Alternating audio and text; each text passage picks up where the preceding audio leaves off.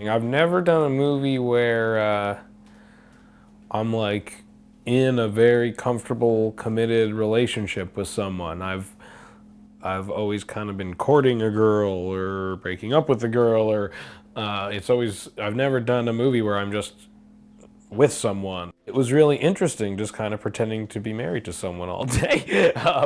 And it was great. It was a lot of fun, and she made it really easy, and it's amazing how easy it is to convince yourself that you're allowed to be comfortable around someone when the cameras are rolling, and how awkward it becomes the second they stop rolling. He's funny for a living. It comes really effortlessly to him, and so I felt shy about that side of myself around him. But when you make an attempt, he rewards you with such a hearty laugh that it encourages you to sort of keep going and find your own sort of funny bone.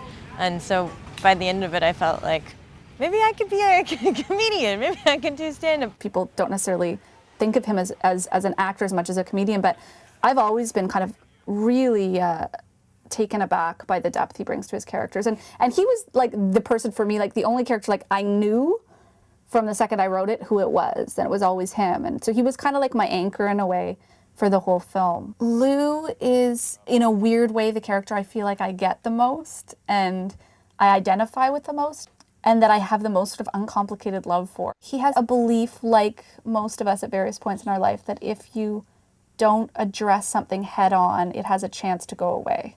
I think, like many men that I know who are incredibly lovely and sensitive and incredible, that the erratic nature of his partner's emotions are a mystery to him, and a bit bewildering and a bit crazy seeming. Like, I really think his perspective is fair when he challenges her and says, like, what the fuck are you talking about, after she delivers this monologue that I think, speaks to like quite a few women I know. Frankly, if you're not inside that psychology at that moment, it seems like a crazy person. I just kind of thought it was funny, a funny idea that there's a character who kind of isn't even aware that he's in the movie that everyone else is in until the kind of very end of it. And like, to this guy, it's just kind of, it's like, if it was Lou's movie, it's like a movie about a guy who writes a chicken cookbook and then finds out his wife is cheating on him.